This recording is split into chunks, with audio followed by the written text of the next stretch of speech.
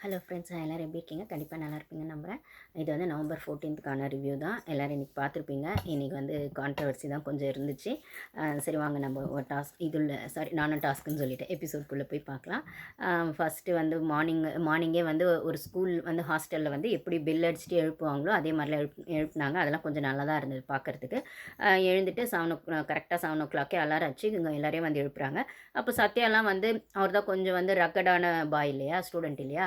So அதனால் வந்து என்ன இப்போ எழுப்புறீங்க, இப்படிலாம் எழுந்துக்க முடியாது அப்படின்னா, இல்லை இல்லை எக்ஸாமில் வரப்போது எல்லாம் படிக்கணும், எழுந்துருங்க அப்படின்னா அதெல்லாம் முன்னாடியே சொல்லணும். சர்க்குலர்லாம் முன்னாடியே சொல்ல மாட்டீங்க, எங்களுக்கே இப்போ தான் வந்தது அப்படின்னு பிடி டீச்சர் அதான் இவங்க ஜெஃப்ரி, மஞ்சரி எல்லாம் சொல்லுவாங்க. வரும்போது தானே சொல்ல முடியும் அப்படின்னா, சரின்னு அப்புறம் ஒரு வழியாக எல்லோரையும் கிளப்பி வந்து வெளியில் கார்டன் ஏரியாவில் வந்துட்டு பண்ண சொல்லுவாங்க. அப்போ வந்து இதில் லிவிங் ரூமில் பண்ணலாமா, கார்டன் ஏரியாவில் பண்ணலாமான்னு ஜெஃப்ரியும் விபி சாரும் பேசுவாங்க.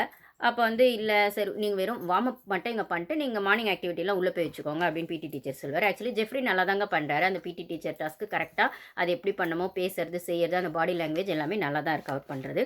அப்போ வந்து சரி ஓகே இது வெறும் நின்றுட்டு பண்ணுறது தானே, மார்னிங் வந்து வார்ம் அப் மட்டும் பண்ணிட்டு மிச்சத்தை வந்து உள்ளே போய் பண்ணுங்கள் அந்த லெட்டர் டாஸ்க்லாம் அப்படின்னு. அந்த மார்னிங் ஆக்டிவிட்டியில் ஒரு லெட்டர் டாஸ்க் இருக்குது, நம்ம அதை பற்றி பேசுவோம். ஸோ வெறும் வார்ம் அப் மட்டும் பண்ணலாம் அப்படிங்கும்போது எல்லாரும் வந்து எல்லாரையும் அசெம்பிள் பண்ண சொல்கிறாங்க. எல்லாரும் வராங்க. ஆனால் வந்து பார்த்தீங்கன்னா, ஆல்ரெடி வந்து ராணுவ வந்து எப்பயும் போல் அவரோடது அந்த சேட்டையை ஆரம்பிச்சிடுறாரு. அதில் நாங்கள் வந்து நிற்க மாட்டேன், செய்ய மாட்டேன், இந்த சைடு நிற்பேன், எல்லாரும் ஒரு சைடு நின்னா இவர் ஒரு சைடு மக்கர் பண்ணுறாரு. அருண் வந்து காலையிலேயே ஆரம்பிக்காத, டென்ஷன் படுத்தாத அப்படி இப்படின்னு சொல்லி அவர் ரொம்ப டென்ஷன் ஆகிட்டு கொஞ்சம் கேரக்டர்லேருந்து வெளில வந்த மாதிரி தான் ஒரு டென்ஷன் ஆனதை பார்த்தா, காலையிலேட்டு ஏன்டா டார்ச்சர் பண்ணுற அப்படிங்கிற மாதிரி சொல்லிட்டு அப்புறம் கையை பிடிச்சி இழுத்து ஒரு வழியாக அந்த சைட் போய் நிற்க வச்சிடுறாரு. அப்புறம் விஷாலும் சரியாக வந்து அவர் ஏதோ ஒரு இது பண்ணுறாரு, சரியாக செட் ஆகாமல். அப்போ வந்து பிடி டீச்சர் ரொம்ப ஸ்ட்ரிக்டாக வெளில நில்லுங்க 2 பேர். சத்யாவும் ஒத்துக்க மாட்டுறாரு. ஸோ இவங்க வந்து அந்த இது ஸ்டூடெண்ட்ஸாக வந்து சரியாக பிஹேவ் பண்ணல அப்படிங்கிற வகையில் வெளில நிற்க வச்சுறாங்க. விஷால், சத்யா, அதுக்கப்புறம் வந்துட்டு ராணு 3 பேர் வெளில நில்லுங்க அப்படிங்கிற மாதிரி பிடி டீச்சர் ஸ்ட்ரிக்டாக சொல்கிற மாதிரி நடக்குது. ஒரு டாஸ்க் எப்படி நடக்குமோ, ஒரு ஸ்கூலில் வந்து எப்படி பண்ணுவாரோ பிடி டீச்சர் ஸ்ட்ரிக்டாக அந்த டிசிப்ளினாக பண்ணோம் அப்படிங்கிறதுல அது நல்லா தான் பண்ணார் ஜெஃப்ரி. அதுக்கப்புறம் பார்த்திங்கன்னா, அருண் வந்து அதுக்கப்புறம் அந்த வெளியிலேயே கொஞ்சம் ஆர்குமெண்ட்லாம் போயிடுது. அப்புறம் வந்து அருண் வந்து உள்ளே போனதுக்கப்புறம் விபி சார் அதான் அருண் வந்து பர்சனலாக வந்து பர்சனல் அல்ல அந்த கேரக்டராகவே அந்த இவன்கிட்ட ராணுவ கிட்ட வந்து ஓகே நீ வந்து டாஸ்க் தான் பண்ணுற எல்லாம் ஓகே தான், பட் ஆனால் இருந்தாலும் லிமிட்டை கிராஸ் பண்ணாத அப்படிங்கிற மாதிரி பர்சனலாகவும் கொஞ்சம் அந்த கேரக்டராகவும் ஒரு அட்வைஸ் கொடுக்குறாரு.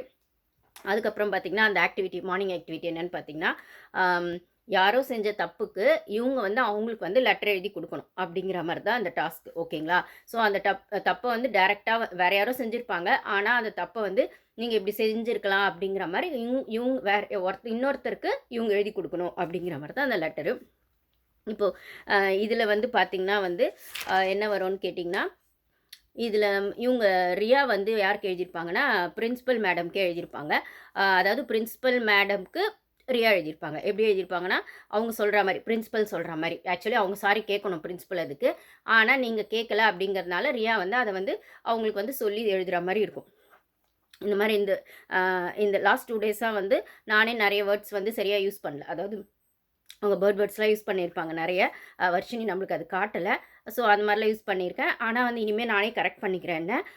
அதுக்கப்புறம் வந்துட்டு இந்த மாதிரி வந்து பிரின்சிபலுக்கு ரியா எழுதியிருப்பாங்க. ஓகேங்களா? ஸோ இப்படிக்குன்னு போட்டு யார் எழுதினாங்கன்னு போட்டு யாருக்கு எழுதுறாங்கன்னு போடணுன்னு போய் பிரின்சிபல் மேடம்க்கு ரியா எழுதுனது. இனிமேல் வந்து நான் ஒழுங்காக இருக்க பார்க்குறேன். நான் ஃபஸ்ட்டு கரெக்ட் பண்ணிட்டு தான் ஸ்டூடெண்ட்ஸை கரெக்ட் பண்ணணும் அப்படிங்கிற மாதிரி. ரஞ்சித் வந்து அவரும் வந்து பிரின்சிபலுக்கு தான் எழுதியிருப்பார்.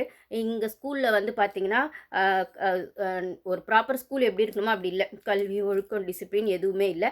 அதெல்லாம் இருந்தால் நல்லாயிருக்கும் அப்படிங்கிற மாதிரி ரஞ்சித்க்கு அப்படி எழுதினது. அதுக்கப்புறம் வந்து பார்த்திங்கன்னா,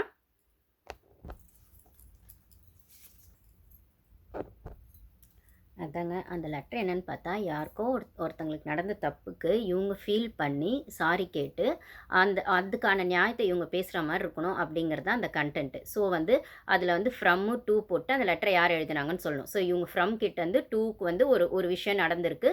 அதுக்கு வந்து ஃப்ரம் கிட்டேருந்து சாரி வரல. பட் ஆனால் அதுக்காக இவங்க ஃபீல் பண்ணி அந்த லெட்டர் எழுதுகிறாங்க தேர்ட் பர்சனாக அப்படிங்கிறது தான் அது. அப்போ இதை வந்து பார்த்திங்கன்னா, ஆனால் இவங்க எல்லாம் என்ன பண்ணுவாங்கன்னா, அதை காமெடியாகவும் ஃபன்னாகவும் வேறு மாதிரி கொண்டு போயிடுவாங்க. அது சொன்ன லாஜிக்கே அதுக்குள்ளே வரவே இல்லை எந்த லெட்டர்லையுமே. அதுலேயும் ஃபர்ஸ்ட் லெட்டர் பார்த்தீங்கன்னா, தமிழம்மா டூ தர்ஷிகா. எழுதுனது பார்த்தீங்கன்னா, விஷால். என்ன எழுதியிருப்பாருன்னா, "வணக்கம் தர்ஷுமா, நீ வந்து லவ் பண்ணிட்டு இருக்க அப்படின்னு சொல்லி நான் எல்லார் முன்னாடியும் உன்னை வந்து அசிங்கப்படுத்தி இன்சல்ட் பண்ணியிருக்கேன். அதுக்காக சாரி. அதுக்கப்புறம் உன் பின்னாடி சுத்துற ஜெஃப்ரி சாரி சாரி ஜெஃப்ரின்னு சொல்றேன்.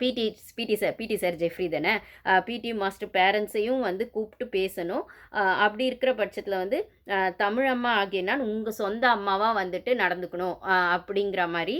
தமிழம்மானா தமிழ் டீச்சர். இவங்களுக்கு தர்ஷிகா பண்ணோம். ஆனால் எழுதுனது விஷால். ஸோ தர்ஷிகாவுக்கு சப்போர்ட் பண்ணி விஷால் எழுதுகிற மாதிரி. இவங்க லவ் கண்டென்ட்டுக்கு இவங்க வந்து தமிழ் டீச்சர் வந்து டிஸ்டர்பன்ஸாக இருக்காங்க அப்படிங்கிற மாதிரி, அதுக்காக டீச்சரே ஃபீல் பண்ண மாதிரி எழுதுகிற மாதிரி. அப்போ உங்கள் தமிழம்மாவாகிய நான் சொந்த அம்மா மாதிரி பார்த்துப்பேன் அப்படின்னு சொல்லும்போது, அப்போ வந்து இவங்க சூப்பராக ஒரு தக் லைஃப் கொடுப்பாங்க. மஞ்சரி மேம் என்ன சொல்லுவாங்கன்னா, அப்போ சொந்த அம்மானா விளக்குமாறு வச்சுட்டு தான் ஓட ஓட உங்களெல்லாம் அடிக்கணும் அப்படின்ற மாதிரி செம்ம தக் லைஃப் கொடுப்பாங்க. அதுக்கப்புறம் வந்து விஷால் அது லெட்டர் பார்த்தோன்னே, மன்னிப்பு கடிதத்தை கூட நீ காதல் கடிதம் மாதிரி எழுதுற அப்படின்னு சொன்னதெல்லாம் வேற லெவலுங்க. நிஜமாவே மஞ்சரி அவங்க வந்து இது வந்து சூப்பராக பண்ணியிருப்பாங்க. அந்த தக்லீஃப் கொடுத்ததெல்லாம். அப்புறம் அந்த லெட்டர் ஒன்று ஒன்றா படிக்கும்போது அவங்க எக்ஸ்பிரஷன்லாம் பார்த்தீங்கன்னா செம்மையாக பண்ணியிருப்பாங்க. அதுக்கப்புறம் நான் ஆல்ரெடி சொன்ன மாதிரி ரியா வந்து பிரின்சிபல் மேம்க்கு எழுதின மாதிரி இருக்கும். பிரின்சிபல் மேம் என்னென்னா, இந்த ஸ்கூலில் வந்து ஈக்குவாலிட்டியே இல்லை, பணம் இருக்கவங்களுக்கு ஒரு மாதிரி, பணம் இல்லாதவங்களுக்கு ஒரு மாதிரி ஒரு விஷயம் நடக்குது. நானுமே வந்து நிறைய வந்து என்ன சொல்கிறது, ஒரு குட் எக்ஸாம்பிளாக ஸ்டூடெண்ட்ஸ்க்கு இல்லாமல் தேவையில்லாத வேர்ட்ஸ் எல்லாம் நிறைய யூஸ் பண்ணியிருக்கேன். இனிமேல் அப்படிலாம் இல்லாமல் நான் ரெஸ்பான்சிபிலிட்டியாக இருப்பேன் அப்படிங்கிற மாதிரி ஒரு சாரியை வந்து ஸ்டூடெண்ட்ஸ் கிட்ட கேட்குற மாதிரி. ஸோ இப்போ மஞ்சரி மேம் வந்து ஸ்டூடெண்ட் கிட்ட கேட்டிருக்காங்க, தர்ஷிகா கிட்ட கேட்குற மாதிரி வந்து விஷால் எழுதினார். இப்போ வந்து பிரின்சிபல் மேமே வந்து ஸ்டூடெண்ட்ஸ் கிட்ட சாரி கேட்குற மாதிரி ரியா எழுதியிருப்பாங்க இந்த லெட்டர். ரியா வந்து எழுதின மாதிரி. ஓகேங்களா? அதுக்கப்புறம் ரஞ்சித் சார், அவரும் வந்து ஸ்டூடெண்ட் தானே, அவரும் வந்து பிரின்சிபலுக்கு எழுதின மாதிரி தான். அதாவது வந்து இந்த ஸ்கூலில் வந்து நியாயம், கல்வி, ஒழுக்கம் எல்லாம் டிசிப்ளின்லாம் இருக்கணும், ஆனால் எதுவுமே இல்லை. இனிமேலாவது ஏதாவது எல்லாம் இருந்தால் நல்லாயிருக்கும். ஸோ இது வரைக்கும் இல்லாததுக்கு சாரி அப்படின்ற மாதிரி அகைன் வர்ஷினியை தாக்கி தான் இருக்கும். ஏன்னா பிரின்சிபல் வர்ஷினி தானே, தாக்கி ரஞ்சித் சார் எழுதியிருப்பார். அதுக்கப்புறம் தீபக் எழுதினது தான் காமெடி. அவர் என்னென்னா, பிரின்சிபலும் வைஸ் பிரின்சிபலும் வந்துட்டு இன்ப சுற்றுலா போயிட்டு கொஞ்சம் ரெஃப்ரெஷ் ஆகிட்டு வந்தால் நல்லாயிருக்கும் அப்படிங்கிற மாதிரி எழுதிட்டு தீபக்னு போட்டிருப்பாங்க. இது எல்லாமே வந்து என்ன சொல்கிறது, அந்த ஒரு ஸ்கூல் இப்படி இருக்குமா? இவங்க வந்து ஒரு சாரி லெட்டரை ஃபீல் பண்ணி எழுதணும், இன்னொருத்தங்களுக்காக ஃபீல் பண்ணி எழுதணும்னு ஒரு லாஜிக் கொடுத்தா, அது யாருமே ஜென்யூனாக பண்ணாமல், அதுவும் தீபக்லாம் வந்து அதை வந்து இவருக்குலாம் காமெடி பண்ண தெரியுமான்னு தெரில, அந்த காமெடியும் பெருசாக வந்து என்ன சொல்கிற மாதிரி இல்லைன்னு வச்சுக்கோங்க. அப்புறம் தர்ஷிகா விஷால் லவ் பண்ணுறாங்கன்னமோ அந்த கண்டென்ட்டும் வேறு இதில் வருது. ஸோ வந்து அந்த லெட்டரோட லாஜிக்கே வந்து இவங்க எல்லாம் மாற்றிருப்பாங்க. சரிங்களா? ஸோ இந்த மாதிரி இருக்கும். ஆனால் அந்த லெட்டர் அவங்க படித்த அந்த விதம்லாம் அது நல்லா தான் இருக்கும். மஞ்சரி மேம் வந்து அது நல்லா தான் பண்ணியிருப்பாங்க. அப்புறம் வந்து அப்புறம் இந்த இடத்துல தர்ஷிகா விஷாலுக்கு எழுதின மாதிரியும், அதை வந்து அதுவும் மஞ்சரி ஜெஃப்ரி அதாவது பிடி டீச்சருக்கு எழுதின மாதிரி தான். அதாவது வந்து விஷால் வந்து கேர்ள்ஸ் ஹாஸ்டலில் வந்து தர்ஷிகாவை பார்த்ததுக்காக பிடி டீச்சர் ஜெஃப்ரி வந்து விஷாலை அடிச்சிருவார், மொத்துன்னு முத்திடுவார். ஸோ அப்படி அடித்ததுனால நேற்று எபிசோடில் பார்த்தீங்கன்னா ரவுண்ட்ஸ் போயிருப்பாங்க சைக்கிளெல்லாம், அது கொஞ்சம் ஃபன்னாக பண்ணியிருப்பாங்க. ஸோ அப்போ வந்து விஷாலும் தர்ஷிகாவும் வந்து சைக்கிளில் போகிற பட்சத்தில் பிடி டீச்சர் வந்து அடின்னு அடித்ததுனால அவரால் வந்து தர்ஷிகாவை ரவுண்ட்ஸ் கூப்பிட்டு போக முடியல. ஸோ இனிமேல் இப்படி நடக்காமல் பார்த்துக்கோங்க, அடிக்காதீங்க அவரை அப்படிங்கிற மாதிரி. ஆனால் அதை வந்து அவங்க வந்து கரெக்டாக கன்வே பண்ணலை அப்படிங்கிற மாதிரி இருக்கும். பட் ஆனால் அதான் இந்த லெட்டரோட லாஜிக்கே வேறு மாதிரி போய் வேறு மாதிரி புரிஞ்சு எழுதியிருப்பாங்க. அப்போ அதான் மஞ்சரி சொல்லுவாங்க, இந்த லெட்டரோட லாஜிக்கே வந்து நீங்கள் உங்களுக்கான நியாயத்துக்கு எப்படி பேசுகிறீங்களோ அப்படி தான் மற்றவங்களுக்கான நியாயத்துக்கும் பேசுகிறீங்களா அப்படிங்கிறதுனால தான் இந்த லெட்டர் கொடுத்துருக்காங்க. ஆனால் இதை நீங்கள்லாம் வேறு மாதிரி புரிஞ்சுக்கிட்டீங்க. இனிமேலாவது வந்து நியாயமாக இருக்கிற மாதிரியும் இல்லைனா அந்த லாஜிக்கை புரிஞ்சுக்கிட்டோ பண்ணுங்கள் அப்படிங்கிற மாதிரி அந்த கிளியர் கட்டாக அந்த டாஸ்க்கான கிளாரிட்டியை அவங்க கொடுப்பாங்க. செல்ஃபிஷாக இல்லாமல் திங்க் ஃபார் அதர்ஸ் அப்படிங்கிறது தான் இந்த டாஸ்கோடது இதுவே இன்டென்ஷனே. பட் ஆனால் இவங்க யாருமே அது ஒழுங்காகவே பண்ணலை. அதுக்கப்புறம் வந்து நவம்பர் 14ன்றதுனால சில்ட்ரன்ஸ் டே ஸ்பெஷல் அப்படின்னும் போது ஒருத்தர் ஒரு பர்ஃபார்மன்ஸ் பண்ணலாம் அப்படின்னும் போது ஸ்டூடெண்ட்ஸ்க்காக எல்லா ஸ்டாஃப்ஸும் பண்ணுவாங்க. அப்போ வந்து வர்ஷினி அவங்க வந்து பிரின்சிபல்னாங்க, அவங்க ஒரு கர்நாடிக் சாங் பாடுவாங்க, நல்லா தாங்க இருந்தது சாங் பாடினாங்க. ஸோ இதெல்லாம் அவங்கவுங்க ஸ்கில்லுன்னு சொல்லும் போது நம்ம அதெல்லாம் எதுவும் கமெண்ட்ஸ் பண்ண முடியாது. ஸோ அவங்களுக்கு ஏற்றது அந்த சாங் பாடுவாங்க. பட் ஆனால் அங்கே இருக்கிறவங்க எக்ஸ்பிரஷன்லாம் வேறு மாதிரி இருக்கும் அந்த சாங்க்கு. பட் ஆனால் பண்ணியிருப்பாங்க. அதுக்கப்புறம் சிவகுமார் வந்து கார்ட்டூன் மாதிரி பண்ணுவாருங்க, சூப்பராக பண்ணியிருப்பார். நிஜமாவே கார்ட்டூன் கேரக்டரில் அவர் நல்ல ஆக்டர் அப்படிங்கிறது சான்ஸ் கிடைக்கும் போது தான் ப்ரூஃப் பண்ணியிருப்பார். அந்த வாட்ச்மேனில் அந்த பாகுபலி மாதிரி பண்ணது, இதெல்லாம் வந்து சின்ன சின்ன சான்ஸ் கிடைச்சாலும் அவரோட ஸ்கில்லை வந்து ப்ரூஃப் பண்ணுறது அது நல்லா தான் இருக்குது. மஞ்சரி மேம் வந்து பாய்ஸ் படத்துலேருந்து அந்த பாட்டு பாடுவாங்க, சீக்ரெட் ஆஃப் சக்ஸஸ். அது நிஜமாவே ரொம்ப நல்லா இருந்ததுங்க. அந்த வேர்ட்ஸ் எல்லாம் சேர்த்து வச்சு செம்மையாக பாடியிருந்தாங்க. ஓகேங்களா? அதுக்கப்புறம் வந்து சௌந்தர்யா வந்து பாட்டு பாடியிருப்பாங்க போல இருக்கு ஒவ்வொரு பூக்களுமே. பட் ஆனால் நம்மளுக்கு இதில் காட்டலை. அந்த ஒவ்வொரு பூக்களுமே பாட்டு பாடியிருப்பாங்க போல அவங்க வாய்ஸில். அவங்க தான் அவங்களோட வாய்ஸில் பாடுறதே ரொம்ப யோசிப்பாங்க இல்லைங்களா? பட் ஆனால் இங்கே வந்து பாடியிருப்பாங்க. ரொம்பவே நல்லா தான் இருக்கும். நம்மளுக்கு இதில் ஒன் ஹவர் ஷோவில் காட்டலை.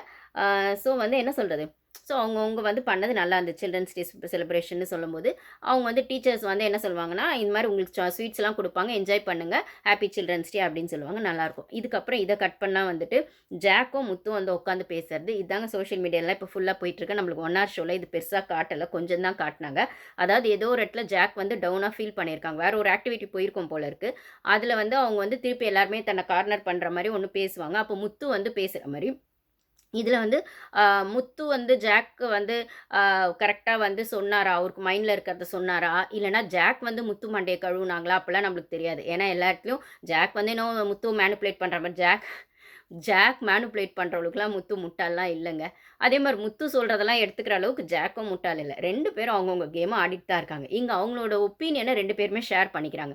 2 பேருமே ஸ்ட்ராங் கண்டஸ்டன்ட்ஸ்ன்னு 2 பேருக்குமே தெரியும். இந்த இடத்துல ஜாக் வந்து டவுனாக இருக்கிற பட்சத்தில் முத்து ஜென்யூனாக வந்து அதை அட்ரஸ் பண்ணுறாராங்கிறது அவருக்கு மட்டும் தான் தெரியும்.